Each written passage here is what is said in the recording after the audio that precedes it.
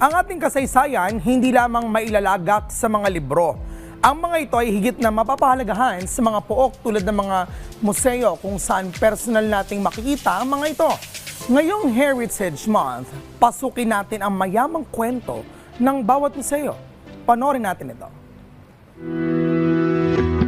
Sa bawat museo, may kwentong muling nabubuhay.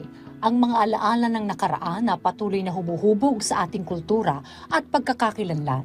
Ngayong buwan ng Mayo, kasabay ng National Heritage Month, pinagdiriwang din sa darating na May 18 ang International Museum Day 2026 kung saan nakikiisa ang National Museum of the Philippines sa pandaigdigang selebrasyon na may temang Museums Uniting a Divided World.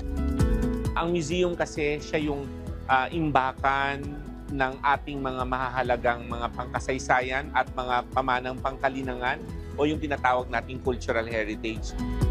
Isang makabuluhang pagdiriwang ito, hindi lamang para sa bansa, kundi para din sa buong rehiyon.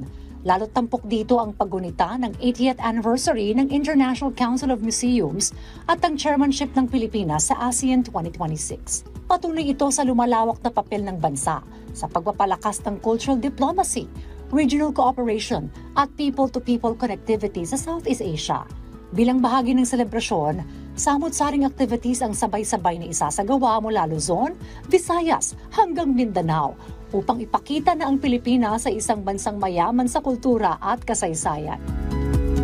Simultaneous nationwide celebration of International Museum Day 2026 through a diverse lineup of engaging educational and community-centered activities across its central and regional component museums. So we have 22 across the nation.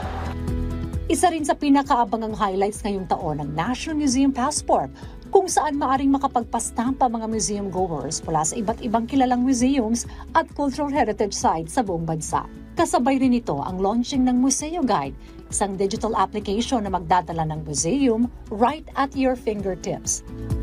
We know this, but we have line up different activities. But interactive, we want the objects to be closer to the Filipino people. Sa gitna ng digital age at global challenges, pinatutunayan ng mga museo na nanatili silang mahalagang espasyo para sa cultural exchange. I'm inviting everyone na sa May 18, that's the International Museum Day at meron po kami activities dito po sa National Museum of the Philippines dito po sa Maynila at hindi lang sa Maynila, sa buong bansa. Dahil sa bawat artifact, bawat kwento at bawat kulturang pinapangalagaan, mas lalo nating nauunawaan ang ating makulay na kasaysayan pati na rin ang ating koneksyon sa isa't isa.